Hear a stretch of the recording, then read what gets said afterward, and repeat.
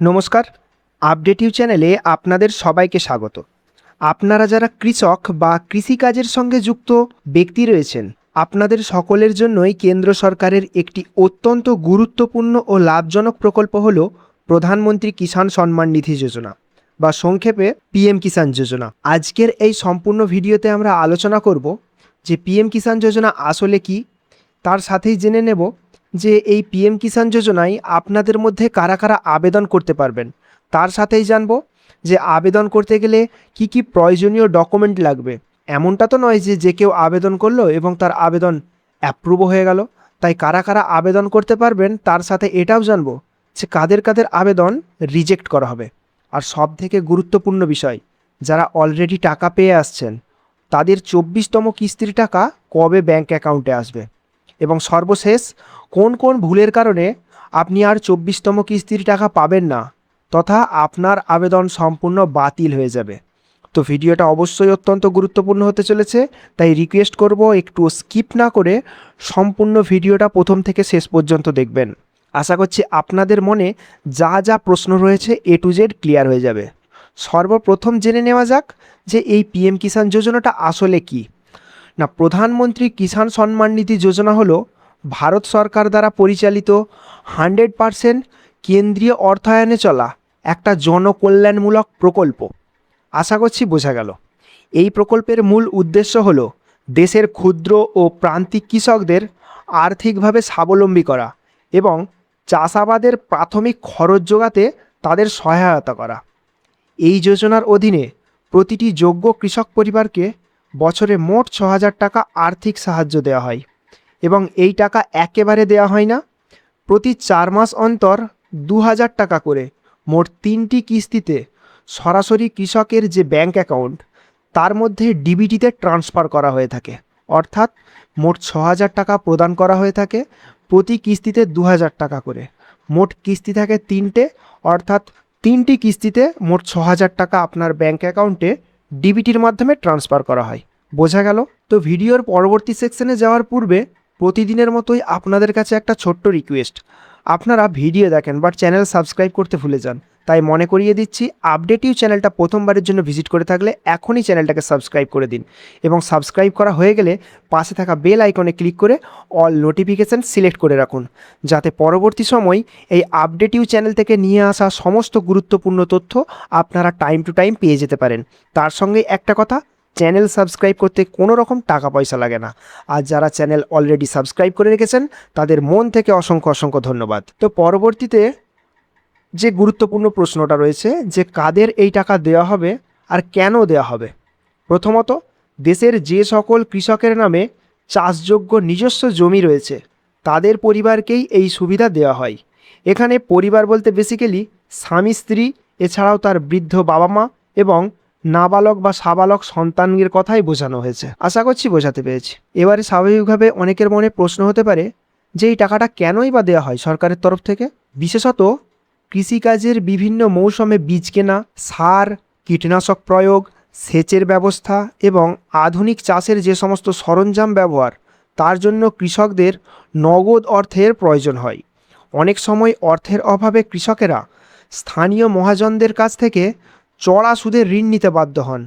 সেই ঋণের ফাঁদ থেকে রক্ষা করতে এবং ফসলের সঠিক ফলন নিশ্চিত করতে সরকারের তরফ থেকে এই আর্থিক সহায়তা প্রদান করা হয়ে থাকে। ঠিক আছে, তাহলে এখন একটা প্রশ্ন আসতে পারে যে কারা কারা এই প্রকল্পে আবেদন করতে পারবে। বেসিক্যালি এই প্রকল্পে আবেদন করতে গেলে অবশ্যই আপনাকে ভারতের নাগরিক হতে হবে। তার সাথে সাথে আবেদনকারীর নিজের নামে বৈধ চাষযোগ্য কৃষি জমি থাকতে হবে। আর 3 নম্বর পয়েন্টে জানানো হচ্ছে ক্ষুদ্র বা প্রান্তিক কৃষক শ্রেণীর অন্তর্ভুক্ত হতে হবে। আশা করছি কারা কারা আবেদন করতে পারবে এইখানে সেই বিষয়টা ক্লিয়ার করতে পেরেছি। এবার আসা যাক এইখানে আবেদনের কিছু গুরুত্বপূর্ণ শর্তাবলী সম্বন্ধে। তো আপনারা যারা এইখানে আবেদন করবেন তাদের অবশ্যই এই শর্ত পূরণ করতে হবে। প্রথমত, কোনো প্রাতিষ্ঠানিক জমির মালিকানা যদি আপনি হয়ে থাকেন তাহলে আপনি আবেদন করতে পারবেন না। দ্বিতীয়ত, পরিবারের কোনো সদস্য সাংবিধানিক পদে কর্মরত বা প্রাক্তন হলে তারাও এখানে আবেদন করতে পারবে না। এখন স্বাভাবিকভাবে এই প্রশ্নটা আসতে পারে, সাংবিধানিক পদ বলতে কী বোঝানো হয়েছে? ধরুন আপনার বাড়িতে কেউ বিডিও, এসডিও ইত্যাদি সরকারি পদের সঙ্গে যুক্ত রয়েছে, অথবা আগে কর্মরত অবস্থায় ছিল, এখন রিটায়ার করে গেছে। সেই ক্ষেত্রে আপনার পরিবার এই যোজনার জন্য এলিজিবল হবে না। তৃতীয়ত, বর্তমানে বা প্রাক্তন মন্ত্রী, সাংসদ, বিধায়ক, মেয়র বা জেলা পঞ্চায়েতের চেয়ারম্যান হলে তারা এইখানে আবেদন করতে পারবেন না। এছাড়াও কেন্দ্রীয় বা রাজ্যের সরকারি কর্মচারী বা অবসরপ্রাপ্ত কর্মী হলেও তারা এইখানে আবেদন করতে পারবেন না। যাদের মাসিক পেনশন 10,000 টাকা বা তার বেশি, তারাও এই প্রকল্পের সুবিধা থেকে বঞ্চিত হবেন। এমনকি আপনার পেশা যদি ডাক্তার, ইঞ্জিনিয়ার, আইনজীবী বা চার্টার্ড অ্যাকাউন্টের কোনো ব্যক্তি হয়ে থাকেন, তাহলেও তারা এই পিএম কিষাণ যোজনার সুবিধা পাবেন না। এমনকি আপনি যদি ইনকাম ট্যাক্স প্রোভাইড করে থাকেন, তাহলেও আপনি এই সুবিধা থেকে বঞ্চিত হবেন। আশা করছি সমস্ত শর্ত যে ক্রাইটেরিয়া রয়েছে সেটা ক্লিয়ার করতে পেরেছি। এবার আসা যাক এইখানে আবেদন করতে গেলে কি কি প্রয়োজনীয় ডকুমেন্ট লাগবে।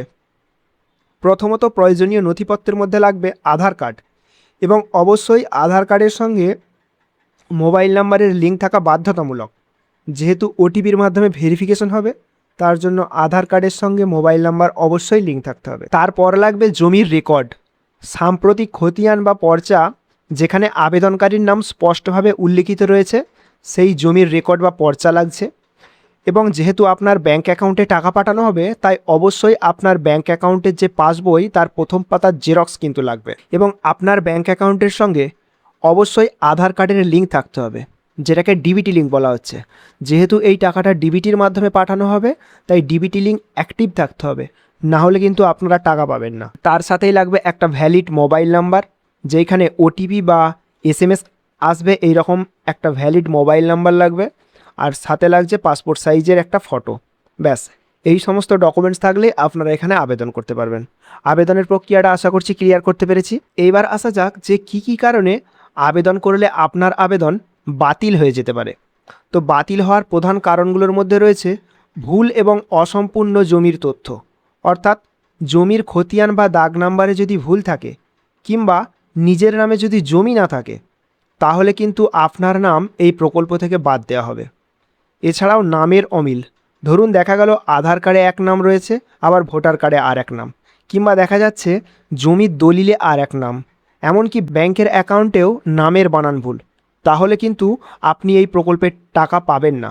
তাই অবশ্যই আপনার করণীয় সমস্ত ক্ষেত্রে যেন নামের বানান এক থাকে, অর্থাৎ তথ্যের গরমিল হলে কিন্তু আপনি টাকা পেতে পারবেন না। 3 নাম্বার, ব্যাংক লিঙ্ক ও কেওয়াইসি, যেটা আমি আগেই বললাম যে অ্যাকাউন্টের সাথে অবশ্যই আধার লিঙ্ক থাকতে হবে, বা এনপিসিআই এর যে ডিরেক্ট বেনিফিট ট্রান্সফার সক্রিয় না থাকলে আপনারা টাকা পাবেন না। পরবর্তীতে একটি পরিবার থেকে একাধিক যদি আবেদন করা হয়, অর্থাৎ দেখা গেল একটি জমির কাগজ দিয়ে একই পরিবারের স্বামী স্ত্রী দুজনেই অ্যাপ্লাই করেছেন, সেই ক্ষেত্রে কিন্তু আপনাদের আবেদন বাতিল করা হবে।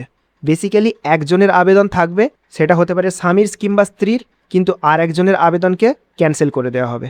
ঠিক আছে। এরপর আপনি যদি আয়কর অর্থাৎ ইনকাম ট্যাক্স দিয়ে থাকেন, তাহলেও কিন্তু আপনার আবেদন বাতিল করে দেওয়া হবে। আশা করছি কী কী কারণে আপনি আবেদন করলে আপনার আবেদন বাতিল হয়ে যাবে সেই বিষয়টা ক্লিয়ার করতে পেরেছি।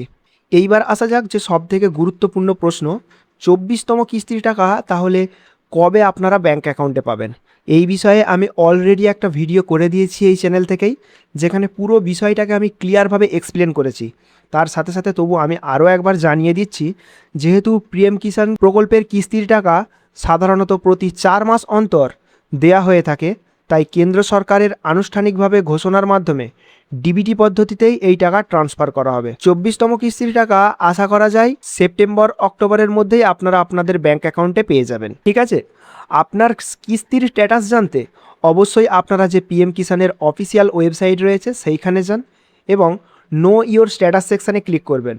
তারপর আপনাদের যে রেজিস্ট্রেশন নাম্বার রয়েছে সেই রেজিস্ট্রেশন নাম্বারটা দিয়ে ইকেওয়াইসিটা চেক করে নেবেন। যদি ইকেওয়াইসিটা ইয়েস থাকে, অর্থাৎ আধার ব্যাংক সিডিং স্ট্যাটাস যদি ইয়েস থেকে থাকে, তাহলে আপনি নিশ্চিত থাকবেন যে পরবর্তী 24তম কিস্তির টাকা আপনি আপনার ব্যাংক অ্যাকাউন্টে ঠিকভাবেই পেয়ে যাবেন। আশা করছি বোঝাতে পেরেছি। এবার আশা করি প্রধানমন্ত্রীর কিষাণ সম্মান নিধি যোজনা নিয়ে আপনাদের মনের সব উত্তর আপনারা পেয়ে গেছেন। আপনার যদি আবেদন সংক্রান্ত কোনো সমস্যা থেকে থাকে, সেটা অবশ্যই কমেন্ট বক্সে লিখে জানান।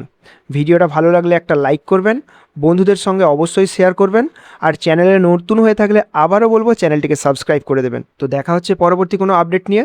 ভালো থাকবেন, সুস্থ থাকবেন, ধন্যবাদ।